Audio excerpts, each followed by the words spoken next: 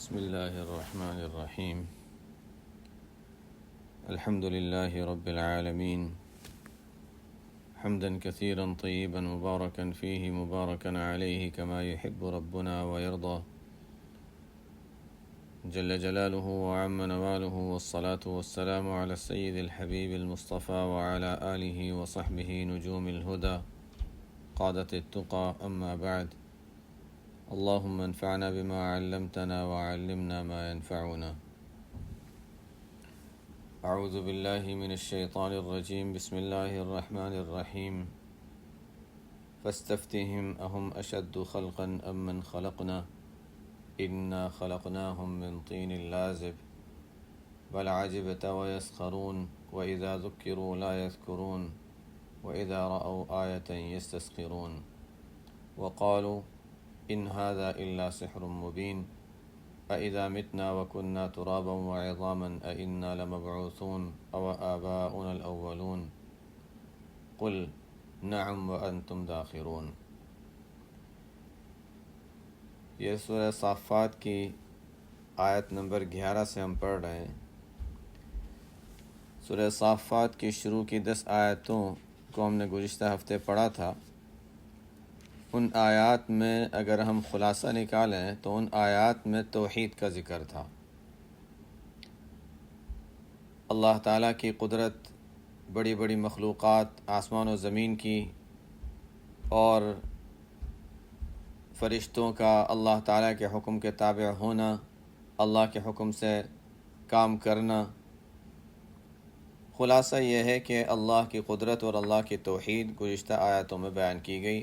اور بھی چیزیں تھیں لیکن بڑی بڑی مخلوقات وغیرہ کا اور اللہ کے یعنی جو فرشتے ہیں ان کے طرف سے اللہ کی بندگی کا اور حکم کی اطاعت فرما برداری کا جو تذکرہ تھا، ان میں توحید بیان کی گئی۔ اب یہاں سے جو آیات ہیں فاستفتہم اہم اشد خلقا ام من خلقنا، ان آیات میں آخرت کا، یا ہم کہہ سکتے ہیں کہ مرنے کے بعد دوبارہ زندہ ہونے کا تذکرہ ہے، بعث بعد الموت کا تذکرہ ہے۔ ایک ہی بات ہے، آخرت کا تذکرہ ہو، مرنے کے بعد زندہ ہونے کا تذکرہ ہو، وہ ان آیتوں میں بیان کیا گیا ہے۔ کیسے؟ اب ان آیتوں کو پڑھتے ہیں۔ فاستفتہم، آپ ان سے پوچھ لیجئے، اہم اشد خلقا ام من خلقنا، کہ کیا ان انسانوں کو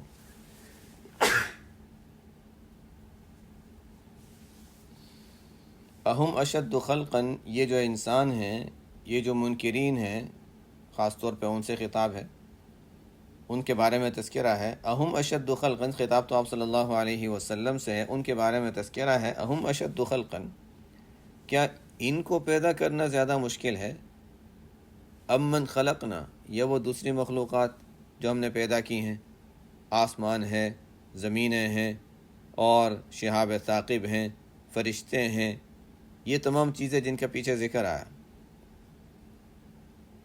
اور پھر اتنا بڑا نظام آسمان و زمین کا، آسمانوں میں اتنی ساری چیزوں کا ہونا، رب المشارق، اتنی ساری مشرقیں،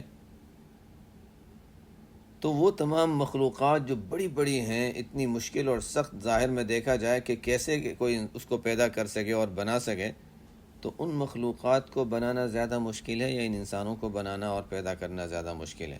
انسان کی نظر کے اعتبار سے، اللہ کے نظر میں تو کلمہ کن سے سب ہو گیا، انسان کی نظر کے اعتبار سے اہم اشد خلقا ام من خلقنا، چونکہ وہ اپنی نظر کے اعتبار سے ہی منع کر رہے تھے، اس لیے ان کے لحاظ سے سوال کیا گیا ہے کہ تمہاری نظر میں انسان کی پیدائش زیادہ مشکل ہے یا یہ آسمان و انسان؟ تو ایسا ہے نا کہ اچھا دوسرے انسان بھی انسان کی طرح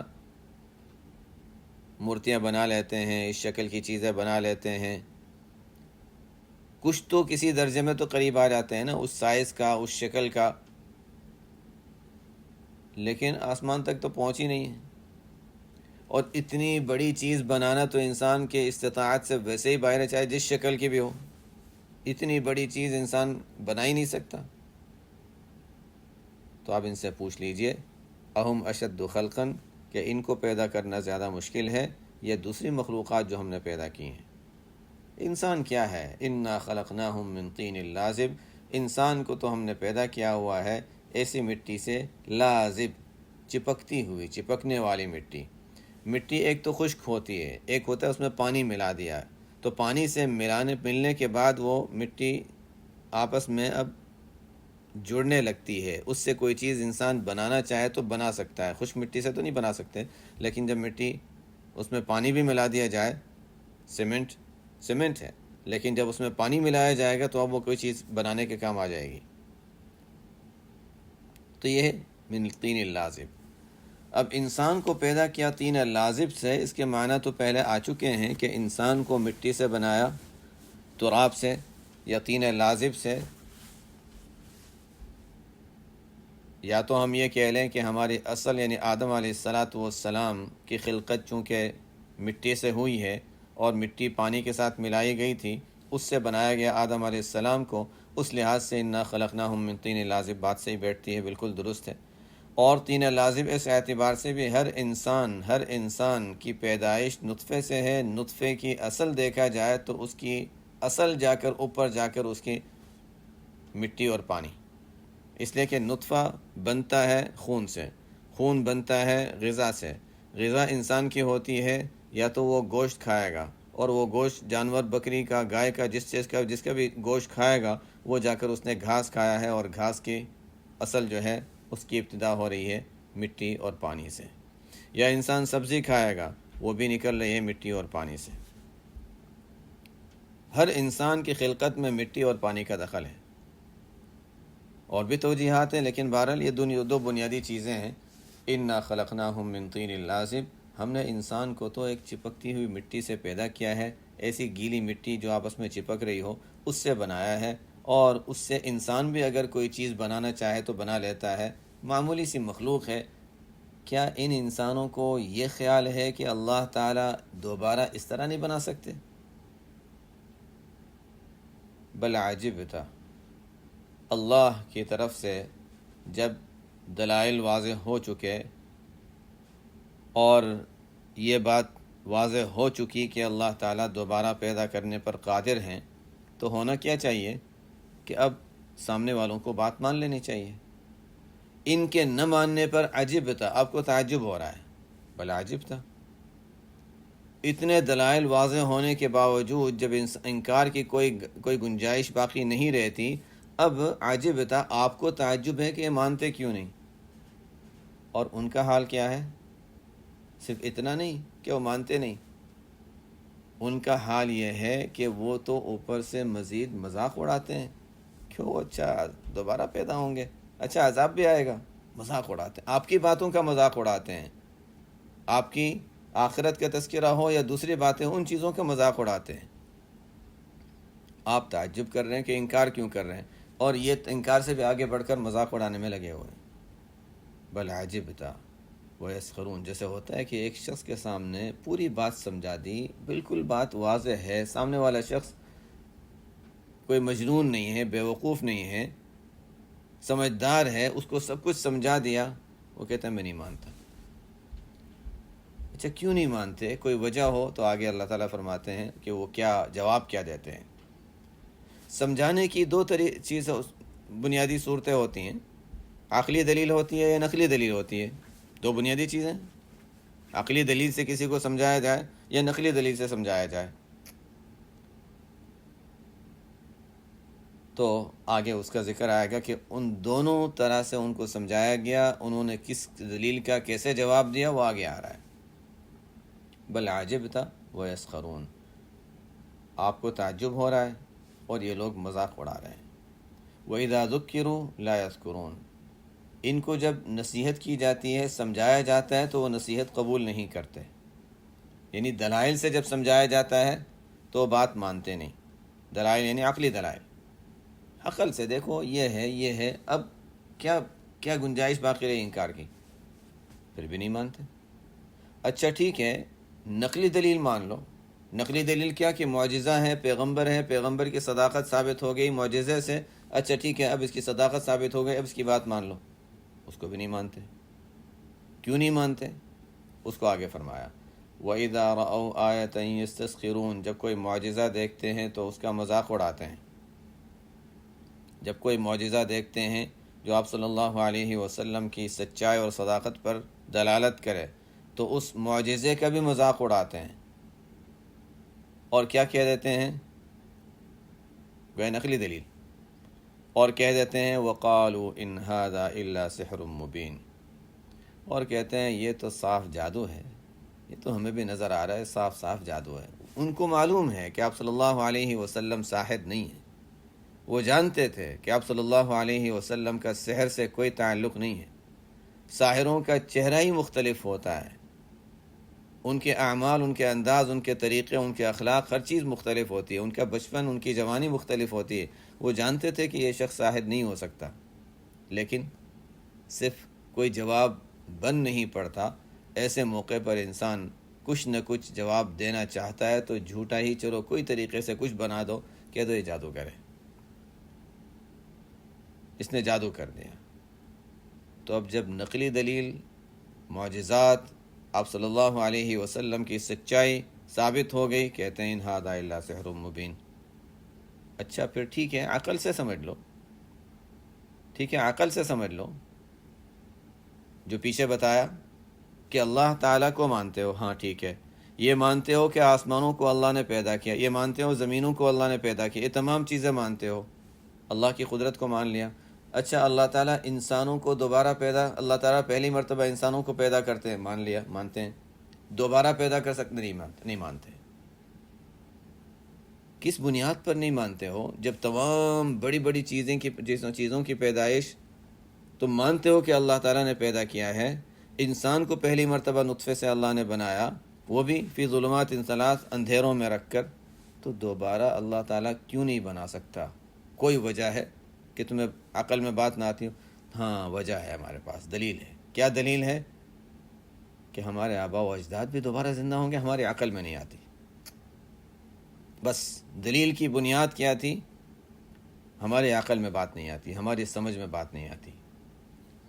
میں اس وجہ سے اس نقطے کو بیان کر رہا ہوں کہ جنہوں نے کچھ کتابیں پڑھی ہوں اور کتابوں سے ان کا کبھی واسطہ رہا ہو، ایسے بہت سے ہیں ابھی بھی اور کچھ گزرے بھی ہیں جن کی بنیاد شریعت کی باتوں کو ماننے میں، قرآن و حدیث کو ماننے میں بنیاد اپنی سمجھ اور اپنی عقل ہوتی ہے. ایسے ہیں جن کی کتابیں عام ہیں، لوگ ان کی کتابوں کو بہت اہمیت دیتے ہیں، ان کی کتابوں میں یہ باتیں لکھی ہیں. دیکھو اس حدیث کو، حالانکہ بخاری کی روایت ہے، مسلم کی روایت ہے، پوری امت نے بالاجماع ان روایتوں کو قبول کیا. وہ کہتے ہیں تو افسانہ ہے، یہ ہماری عقل میں نہیں آتی یہ بات. تو جو بات عقل میں نہ آئے اس کا انکار کر دینا کہاں سے چلا؟ وہی کفار سے. ایک تو ہوتے ہیں منکرین حدیث، جو حدیث کا انکار ہی کر دیتے ہیں، مانتے ہی نہیں حدیثوں کو، چاہے وہ اس کی دو بھی دلائل دیتے رہیں. اس کے بارے میں تو صاف صاف بات ہے کہ جو تمام حدیثوں کو نہ مانے اور حدیثوں کو حجت قرار نہ دے تو ظاہر ہے کہ وہ اسلام میں ہے ہی نہیں، وہ اسلام سے خارج ہے. لیکن کوئی شخص کہتا ہے میں حدیثوں کو مانتا ہوں، اب اس کو ظاہر ہے کہ ہم کہیں گے مسلمان ہے، اس لیے کہ قرآن کو مانتا ہے، حدیث کو مانتا ہے اور تمام جو عقائد ہیں ہمارے اس کے مطابق عقیدہ رکھتا ہے، ہم کہیں گے مسلمان ہے.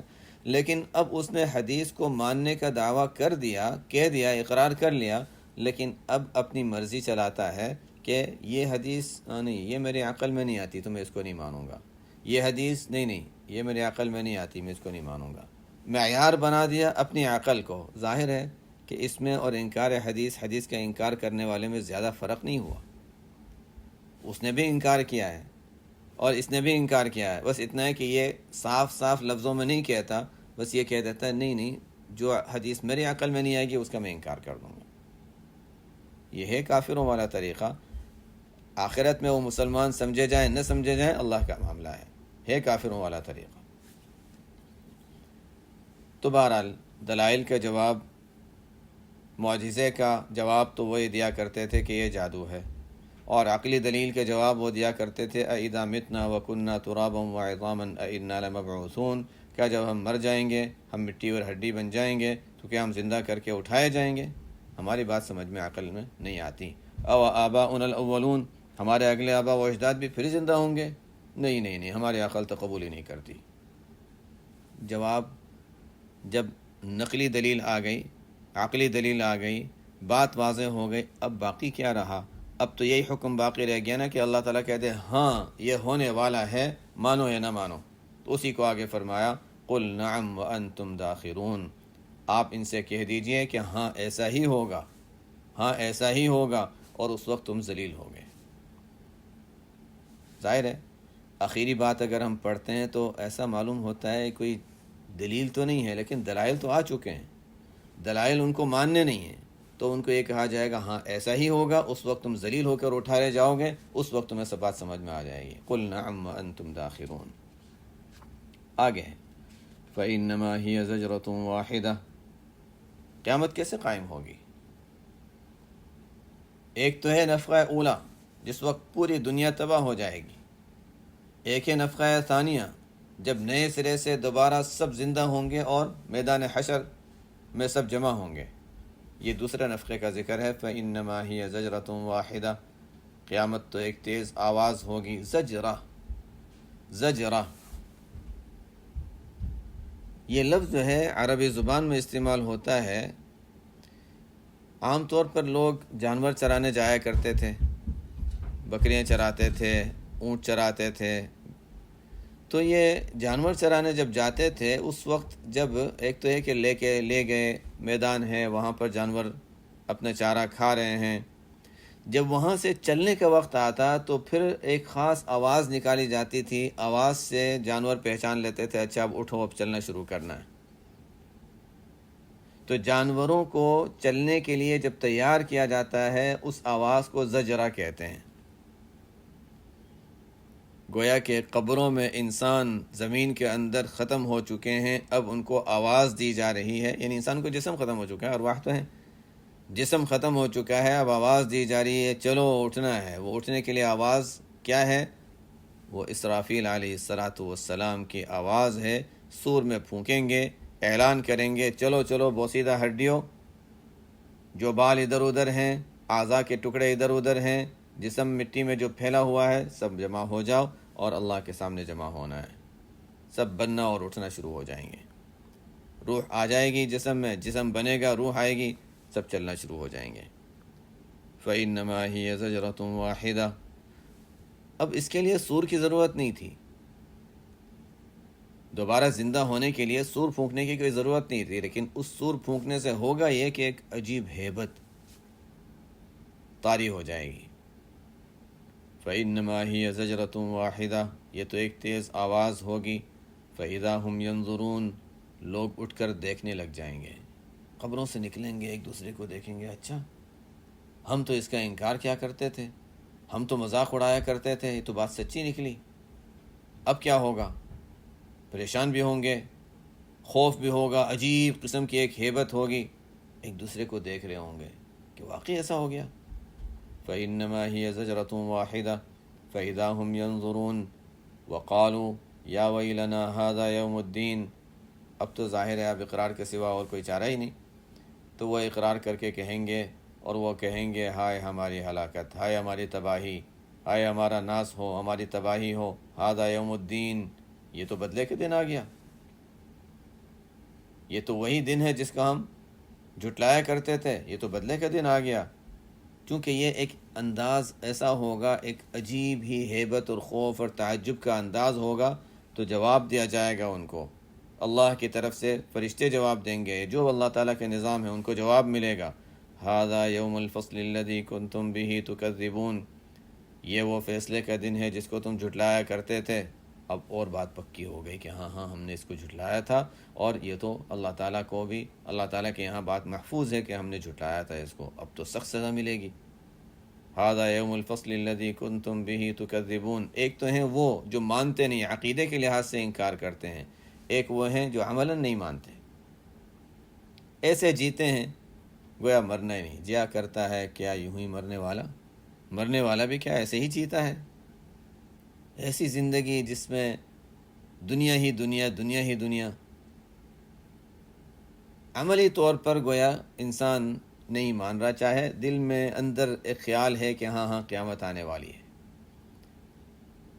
احشروا الذین ظلموا وازواجہم وما كانوا يعبدون، اعلان ہوگا کہ جمع کرو ظالموں کو۔ ظالم سے مراد وہ جو کفر و شرک میں مبتلا رہے، خاص طور پہ وہ جو بڑے اور لیڈر قسم کے لوگ تھے جن کی لوگ بات مانتے تھے، ان لوگوں کے بارے میں کہا گیا ہے۔ احشروا الذین ظلموا، ظالموں کو، ان کے سرداروں کو، بڑوں کو جمع کرو، وازواجہم، اور ان کے جیسے لوگوں کو، ان کے ماتحتوں کو، ان کے متبعین کو۔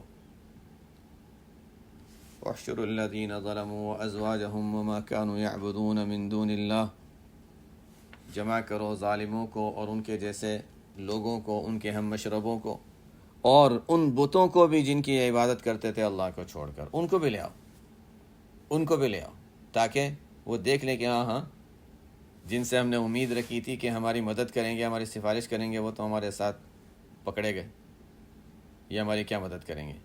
وما كانوا يعبدون من دون اللہ، اللہ کے سوا جن کی بھی عبادت کرتے تھے ان کو بھی لے آؤ، شیاطین بھی ہوں گے، یہ بھی ہوں گے، بت بھی ہوں گے، سب۔ فاہدوہم الی صراط الجحیم، اب ان کو دوزخ کے راستے پر چلا دو، دوزخ کی جانب ان کو راستہ بتا دو، اس طرف جانا ہے، جاؤ۔ وہ کہیں گے ہمیں نہیں جانا، جانا پڑے گا، اختیار نہیں ہوگا۔ فاہدوہم الی صراط الجحیم، دوزخ کے راستے کی جانب ان کو چلا دو۔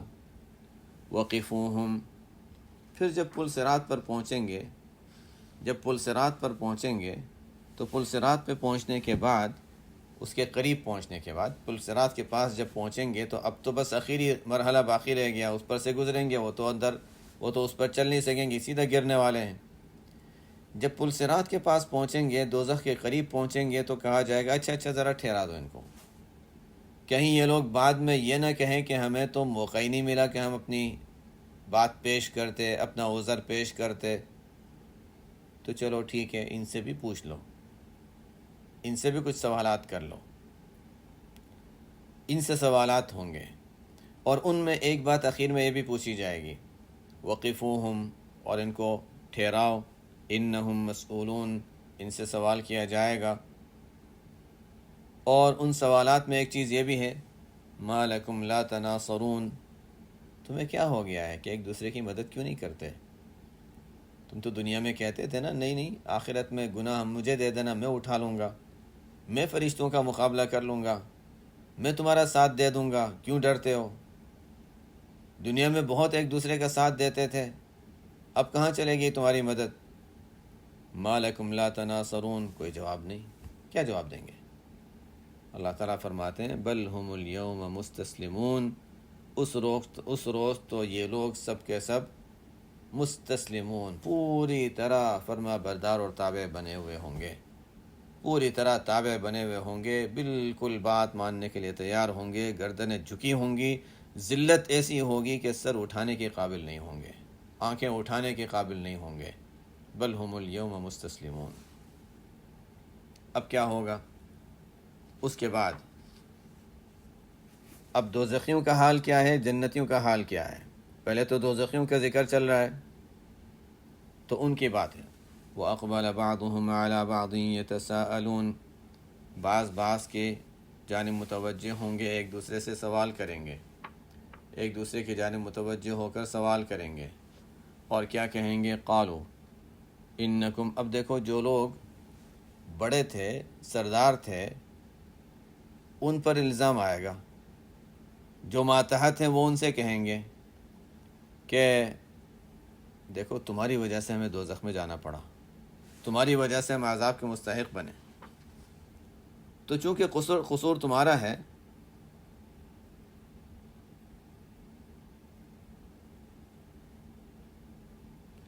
کیونکہ قصور تمہارا ہے تو اب تم ہماری کچھ مدد تو کرو، کچھ تو ساتھ دو، ہمارا کچھ تو عذاب ہلکا کرو۔ وَأَقْبَلَ بَعْضُهُمْ عَلَى بَعْضٍ يَتَسَاءَلُونَ، اب بعض کی جانب متوجہ ہوں گے، ایک دوسرے سے سوال کریں گے۔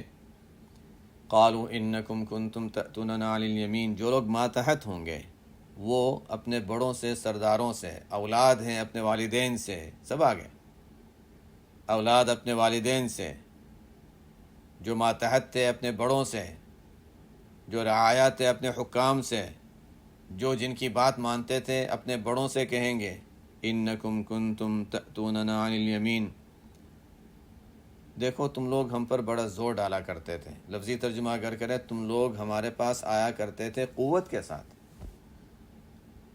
یعنی بہت زور دیتے تھے کہ دیکھو تمہیں یہی کرنا چاہیے، تمہیں تو یہی کرنا چاہیے، تمہیں یہی کرنا پڑے گا. انکم کنتم تأتوننا عن الیمین، تم ہم پر زور دیتے تھے کہ یہ کام کرو، یہ گناہ کرو، یہ برائی کرو، دیکھو اسلام تو بہت برا مذہب ہے، یہ ہے وہ ہے، تم لوگ کہاں کرتے تھے ہمیں. تو وہ بڑے جو ہوں گے وہ بھی تو اپنے اوپر سے ذمہ داری ہٹانا چاہتے ہوں گے. قالوا بل لم تکونوا مؤمنین، وہ کہیں گے نہیں نہیں، بلکہ تم خود ہی ایمان میں داخل نہیں ہوئے، تم ایمان میں داخل ہوتے تو ہم کیا کر لیتے، تمہارا معاملہ ہے، تم جانو، ہمارے اوپر نہ ڈالو. قالوا بل لم تکونوا مؤمنین وما كان لنا علیکم من سلطان بل کنتم قوما طاغین، ہمارا تم پر کوئی زور تو تھا نہیں، ایمان کا تعلق دل سے ہے، تم دل میں ایمان لاتے، تم ظاہر میں عمل کرتے، ہم کیا کر لیتے. ہاں ہم نے اپنے لحاظ سے ہم نے جو چاہا، ہم چاہتے تھے تم ہمارے ساتھ رہو، ہم نے تمہیں بتایا جو ہمیں بتانا تھا، مجبور تو نہیں کیا ہم نے. وما كان لنا علیکم من سلطان، ہمارا تم پر کوئی زور نہیں تھا. والدین نے اولاد کو سمجھایا کہ نہیں نہیں دیکھو یہ جو ہم کر رہے ہیں یہی صحیح ہے، مسلمانوں کی بات نہ مانو. اور جو حکام تھے، بڑے بڑے لیڈر تھے، انہوں نے بھی یہی کہا نہیں نہیں یہ طریقہ صحیح ہے. وما كان لنا علیکم من سلطان، ہمارا تم پر کوئی زور نہیں تھا، بل کنتم قوما طاغین، تم ہی حد سے نکلنے والے لوگ تھے. تو اب دیکھو، اب تمہاری غلطی والی بات چھوڑ دو. فحق علینا قول ربنا، ہم پر ہمارے رب کی بات ثابت ہو چکی ہے، طے ہو چکی ہے. انا لذائقون، کہ ہمیں عذاب کا مزہ چکھنا ہے. اس لیے دیکھو اب تمہاری غلطی والا مسئلہ چھوڑ دو، اب ان باتوں کو رہنے دو. کس کی غلطی تھی؟ تم نے بھی گناہ کیا، ہم نے بھی گناہ کیا، تم نے بھی کفر کیا، ہم نے بھی کفر کیا. تو دیکھو تم بحث کرتے ہو، ہمارے اوپر الزام ڈالتے ہو، تمہیں کوئی فائدہ ہونے والا نہیں ہے. فحق علینا، ہم تمام کے بارے میں ہمارے رب کی بات طے ہو چکی ہے کہ ہمیں عذاب کا مزہ چکھنا ہی چکھنا ہے. اب فاغویناکم انا کنا غاوین، ٹھیک ہے اگر تم کہتے ہو تو چلو اسی طرح صحیح کہ ہم نے تمہیں گمراہ کیا، ہم خود بھی گمراہ تھے، ٹھیک ہے، کیا فرق پڑ رہا ہے، اب ٹھیک ہے مان لو. فاغویناکم، ہم نے تمہیں گمراہ کیا جیسے ہم خود گمراہ تھے. اب ہوگا کیا؟ فإنہم یومئذ فی العذاب مشترکون، آج عذاب میں یہ لوگ آپس میں شریک ہوں گے. آج یہ عذاب میں آپس میں شریک ہوں گے. عذاب میں تو شریک ہوں گے اس لحاظ سے کہ ان پر بھی عذاب ہے، ان پر بھی عذاب ہے. ہاں درجے میں فرق ہوگا، کسی کا عذاب زیادہ، کسی کا کم. لیکن ایک عجیب نظام وہاں کا یہ ہے کہ جب کسی کا عذاب ہلکا ہوگا تو اسے یہ محسوس نہیں ہوگا کہ دوسرے کو مجھ سے زیادہ عذاب ہو رہا ہے. یہ بھی عجیب بات ہے. جو شخص ہلکے سے ہلکے عذاب میں ہے اسے بھی یہ محسوس ہوگا کہ سب سے زیادہ عذاب مجھے ہو رہا ہے. کیوں؟ ایک تو وہاں کا عذاب ہوگا ہی ایسا کہ ہلکا والا عذاب بھی بڑا تیزی معلوم ہوگا، اور دوسرا یہ کہ اگر کسی کو یہ پتہ چلے کہ میرا عذاب ہلکا ہے، دوسرے کا عذاب مجھ سے زیادہ ہے، تو کم از کم ذہنی طور پر تو اس کو یہ احساس ہوگا کہ اچھا چلو ٹھیک ہے میں ذرا بہتر حالت میں ہوں. وہاں پر تو سزا کی سختی ایسی کہ ظاہری بھی ہے، روحانی بھی ہے، دونوں اعتبار سے، قلبی اعتبار سے بھی، ذہنی اعتبار سے بھی، اور ظاہر کے اعتبار سے بھی. تو ہلکے عذاب والے کو بھی یہ احساس، کم از کم اتنی تسلی بھی نہیں ہوگی کہ دوسرے کو مجھ سے زیادہ عذاب ہو رہا ہے. وہ یہ سمجھے گا نہیں مجھے سب سے زیادہ عذاب ہو رہا ہے. انہم فإنہم یومئذ فی العذاب مشترکون. یہ تو خیر ایک مفسرین نے جو بات لکھی ہے، ورنہ ہم دنیا میں بھی دیکھتے ہیں کہ ایک شخص بیمار ہے، یہ بھی تکلیف، وہ بھی تکلیف، یہ بھی تکلیف، مختلف باتیں ہیں، یہ بھی ہو سکتا ہے پتہ نہیں اس کی جان بھی بچے گی یا نہیں بچے گی. اور دوسرا شخص ہے جس کو سخت پیٹ میں درد ہے، وہ کہے گا نہیں نہیں جو تکلیف مجھے ہو رہی ہے نا یہ سامنے والے کو نہیں ہو رہی. سامنے والے کی کئی بیماریاں ہوں گی اور اس کو صرف پیٹ میں تکلیف ہوگی، جو تکلیف سے میں گزر رہا ہوں اتنی تکلیف تو سامنے والے کو نہیں. یہ دنیا میں بھی ہوتا ہے. تو وہاں پر تو خیر وہاں کی سزا ہی ایسی سخت ہے. فإنہم یومئذ فی العذاب مشترکون. دیکھ لو اللہ تعالیٰ پہلے سے سمجھا رہے ہیں کہ ابھی دنیا میں موقع ہے. انا کذالک نفعل بالمجرمین، ہم مجرموں کے ساتھ ایسا ہی کیا کرتے ہیں اور ایسا ہی کریں گے۔ انا كذلك نفعل بالمجرمین انہم كانوا اذا قیل لهم لا الہ الا اللہ یستکبرون۔ یہ ایسے لوگ ہیں کہ جب ان سے کہا جاتا تھا کہ دیکھو لا الہ الا اللہ، جب ان سے کہا جاتا تھا اللہ کے سوا کوئی معبود نہیں، تو وہ بڑائی کرتے تھے، نہیں نہیں ہم تو نہیں مانتے اس بات کو۔ یہ وہ لوگ ہیں کہ جب ان کو کہا جاتا تھا کہ اللہ کے سوا کوئی عبادت کے لائق نہیں، تو وہ تکبر کرتے تھے، بڑائی کرتے تھے اور بات نہیں مانتے تھے، اور کہا کرتے تھے وَيَقُولُونَ أَإِنَّا لَتَارِكُو آلِهَتِنَا لِشَاعِرٍ مَجْنُونٍ، اور وہ کہا کرتے تھے کیا ہم ہمارے تمام معبودوں کو، لات ہے، عزا ہے، منات ہے، اتنے سارے معبود ہیں، کیا ہم ہمارے تمام بتوں کو، معبودوں کو چھوڑ دیں گے ایک اس شخص کے کہنے کی وجہ سے جو شاعر اور مجنون ہے؟ بات ماننا نہیں، اور بات ماننا نہیں ہے کہ ساتھ ساتھ یہ ہے کہ جو کہہ رہا ہے اس کو بھی گالیاں دینی ہیں، اس کو کہہ دو شاعر ہے، اس کو کہہ دو ساحر ہے، اس کو کہہ دو کہ یہ پاگل ہے۔ وقالوا ویقولون، اور کہا کرتے تھے کہ ہم ہمارے معبودوں کو چھوڑ دیں گے ایک ایسے شخص کی وجہ سے جو شاعر ہے، پاگل ہے۔ اللہ تعالیٰ فرماتے ہیں تم کہہ دو جو کہنا ہے، میں کہتا ہوں بل جاء بالحق وصدق المرسلین، بلکہ یہ پیغمبر حق بات لے کر آئے ہیں، سچ بات لے کر آئے ہیں، اور یہ ایسے پیغمبر ہیں جو گزشتہ تمام پیغمبروں کی تصدیق کرتے ہیں، تمام پیغمبروں کی تصدیق کرتے ہیں۔ وصدق المرسلین، آدم علیہ السلام وہ بھی سچے تھے، ان کی تعلیم بھی صحیح تھی، تمام انبیاء کی تصدیق کرتے ہیں۔ انکم لذائق العذاب العلیم وما تجزون الا ما کنتم تعملون الا عباد اللہ المخلصین۔ انکم لذائق العذاب العلیم، خیر پیچھے والی بات اب مکمل ہو رہی ہے کہ وَيَقُولُونَ، اچھا انہم کانوا اذا قیل لهم لا الہ الا اللہ یستکبرون، عذاب میں یہ لوگ آپس میں شریک ہوں گے، اور عذاب میں شریک ہوں گے، اور اللہ تعالیٰ فرماتے ہیں کہ ان سے اب کہا جائے گا انکم لذائق العذاب العلیم،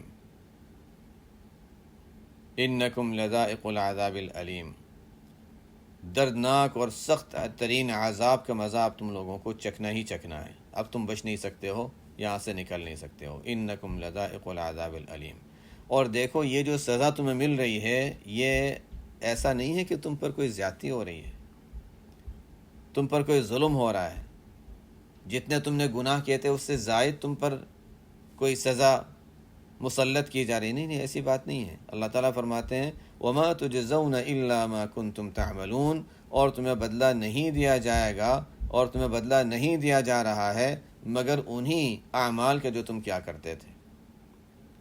یہ جو نا انہم فی العذاب مشترکون، عذاب میں آپس میں شریک ہوں گے، تو ان سے کہا جا رہا ہے کہ اب دردناک عذاب کا مزہ تمہیں چکھنا ہی چکھنا ہے، تمہارے لیے اس سے نکلنے کی اور بچنے کی کوئی صورت نہیں ہے۔ اور دیکھو یہ جو سخت سزا تو جو تمہیں ملے گی وہ تمہارے اعمال ہی کا معاوضہ ہے، اس سے زیادہ کچھ نہیں ہے۔ وما تجزون الا ما کنتم تعملون، بدلہ وہی ملے گا تم لوگوں کو جو تم نے کیا تھا، اس سے زیادہ نہیں۔ الا عباد اللہ المخلصین، مگر اللہ کے خاص کیے ہوئے بندے جن کو اللہ تعالیٰ بچا لیں اور اللہ تعالیٰ آخرت میں عذاب سے محفوظ کر لیں، جس کا مطلب یہ ہے کہ دنیا میں اللہ تعالیٰ ان کو معصیتوں سے اور برائیوں سے اور کفر و شرک سے محفوظ کر لیں۔